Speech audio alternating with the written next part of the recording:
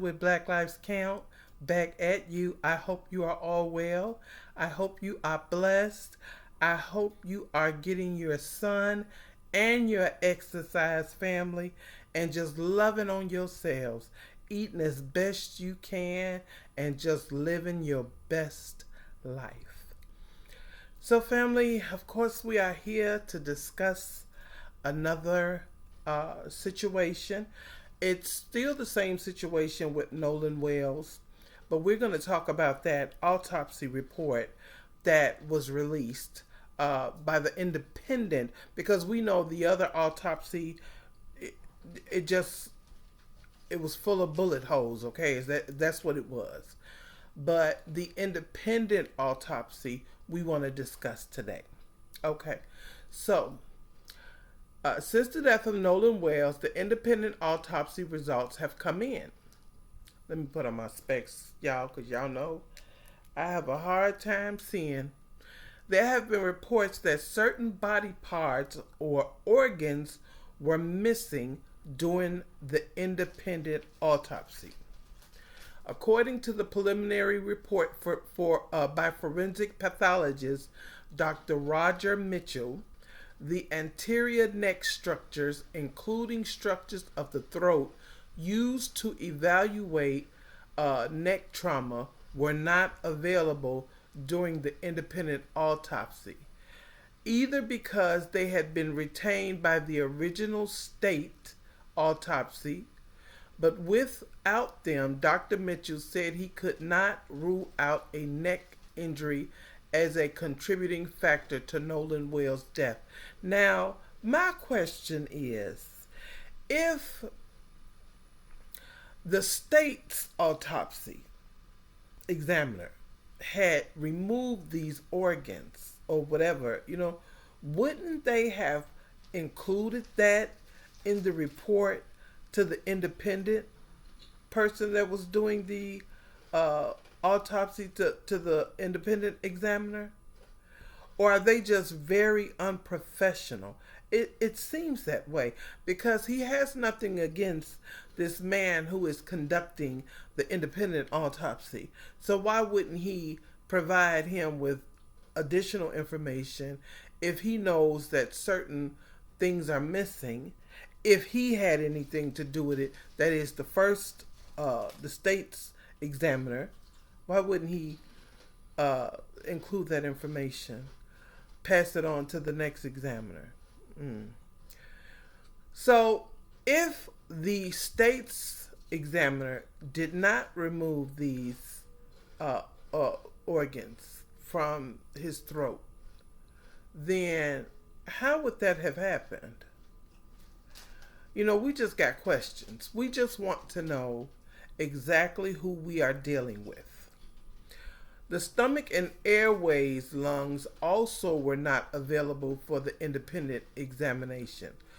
Those organs are important because they can help determine whether water was inhaled in the lungs relevant to drowning, whether stomach contents or water support a drowning diagnosis, and whether there is evidence of strangulation or other trauma.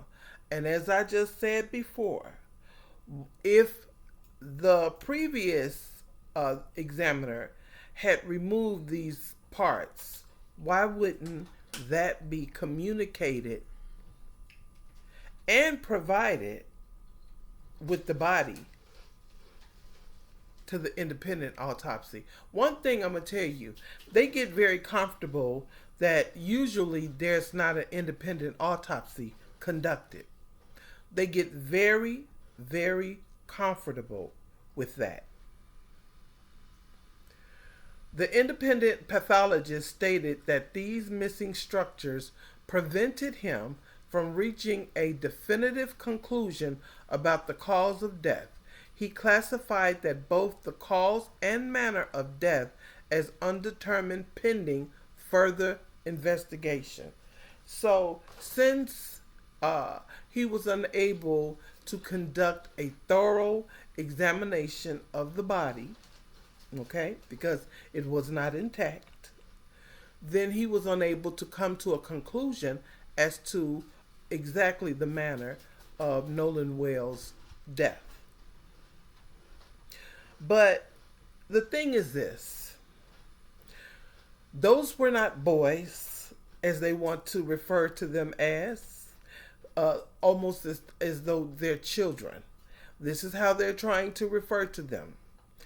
Those were savages, and they should all be brought in, and they should all be arrested until whomever, or how many ever were responsible for his death, they have that information. Because I'm going to tell you why. Because if that was the other way around, and that was a white boy or man who was unalived with several black friends, and then the same situation.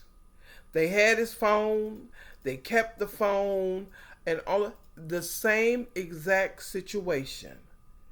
Those black boys would have been arrested.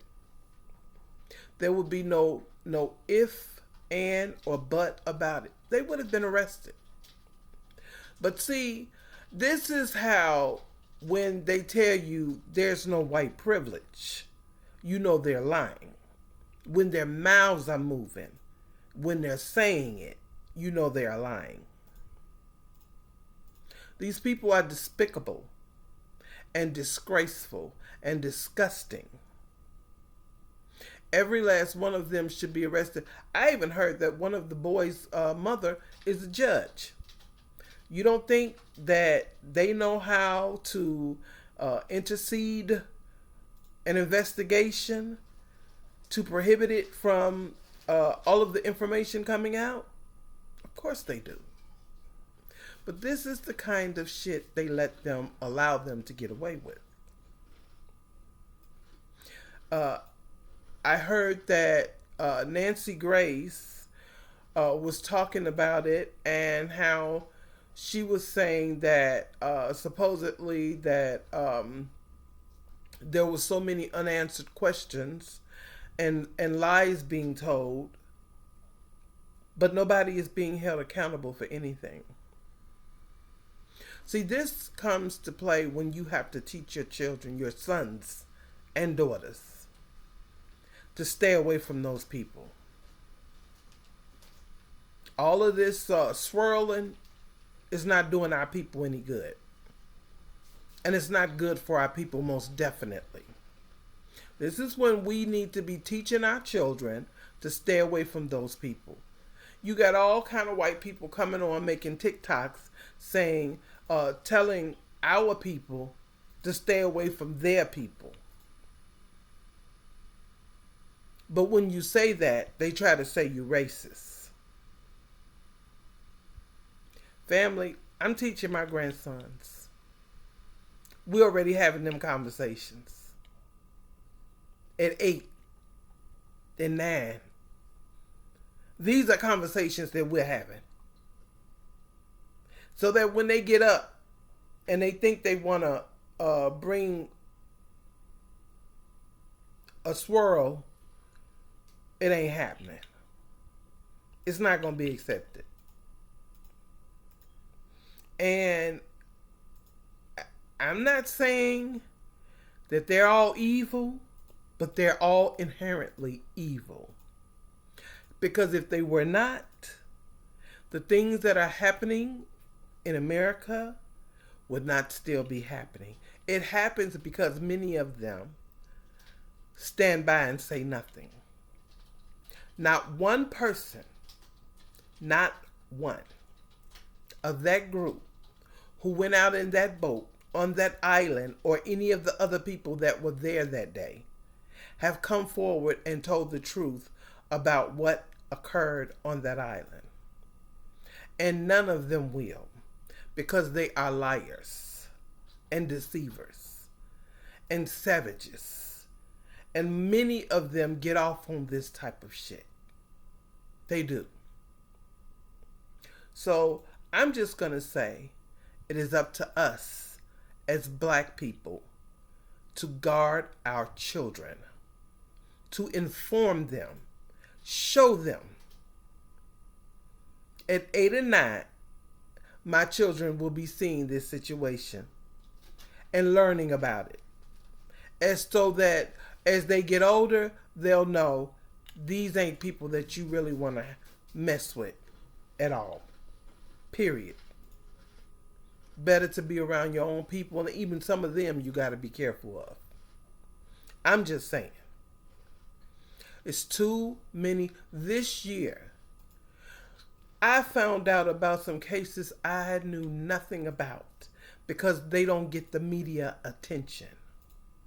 This year alone, there has been so many young black men and women that are found in trees, on the side of the roads, all kind of situations. Family, these people are no good. This is an ancient evil and an ancient hatred because of who we are. It really has nothing to do with skin tone and everything to do with bloodline.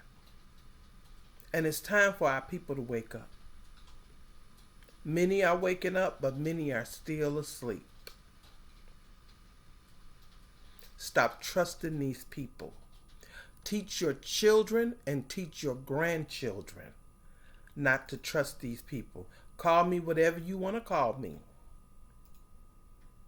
But teach your children so that they can make it home. All right, family. I thank you all so much for watching the video.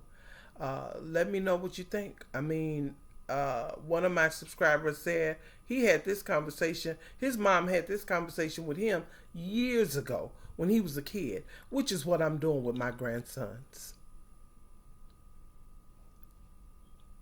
My adult children already understand. They know. They stay away from them. And that's how we're raising our grandchildren, to do the very same thing. Stay away from them. My girls and my boys. Peace, love, and blessings, family. And Black Power. Take care. Bye-bye.